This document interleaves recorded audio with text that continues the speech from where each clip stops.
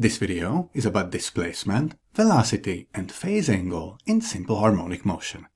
Earlier we learned that in simple harmonic motion, acceleration is opposite and proportional to the displacement. Based on this, we discussed the defining equation of simple harmonic motion, which is a equals to negative omega squared times x, where a is acceleration, omega is angular frequency, and x is displacement. Using magic, also known as calculus, we can develop formulae for the displacement and the velocity of an object oscillating with simple harmonic motion. The calculus work itself is a bit more complex, and its details are not part of the IB Physics course, so we won't go through any of these calculations here. Instead, let's list the variables that are present in these formulae. The formulae might look somewhat complex, however by now you should be familiar with all of the variables except for phase angle. Therefore we'll continue by learning a bit more about phase angle. Imagine that both you and I are observing the same object, for example a pendulum, oscillating with simple harmonic motion. Then we both decide to draw the displacement versus time graph for the oscillations, and here is what we get. Your graph is the green one and mine is the purple one. Since we are observing the same object, the two graphs are identical trigonometric graphs, except that they are horizontally shifted compared to each other. This is so because we started collecting our data, in other words, we started our stopwatches at different points during the object's motion. You started your observation when the object was passing through the equilibrium position, which is why at the starting point of the green graph, displacement is 0.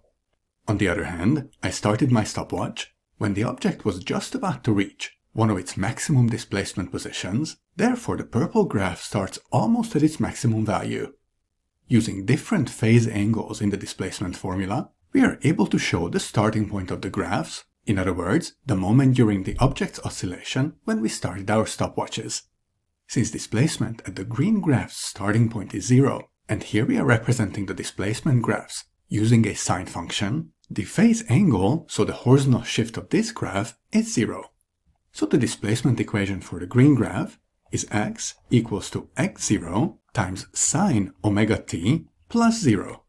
Since the purple graph is identical to the green graph, except that it is shifted horizontally, we can write the displacement equation for the purple graph as x equals to x0 times sine omega t plus, and here we need to take into account the starting point of the purple graph, put differently, its horizontal shift compared to the green graph. So one way to get the purple graph from the green graph is to horizontally shift the green graph to the left by this distance. The distance here is approximately 0.75 seconds, so expressed mathematically, we have a horizontal translation to the left by 0.75 units. Therefore we can complete the displacement equation for the purple graph by adding 0.75 to omega t.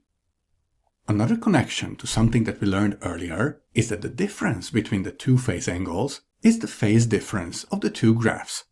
Just make sure that you take the absolute value of this difference, because phase difference is positive. Hence the phase difference in our example here is 0.75. Before we finish up, let's return to displacement, velocity, and acceleration to examine the maximum values of these quantities. Logically, the maximum value of the displacement is equal to the amplitude, so to x0.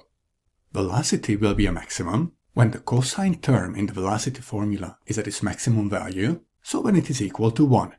Therefore the maximum velocity is equal to the angular frequency multiplied by the amplitude. Finally, considering the acceleration equation, acceleration must also take its maximum value when displacement is at its maximum, so when it is equal to the amplitude, hence the maximum value of the acceleration is omega squared times x0. With this, we have completed our video about displacement, velocity, and phase angle in simple harmonic motion.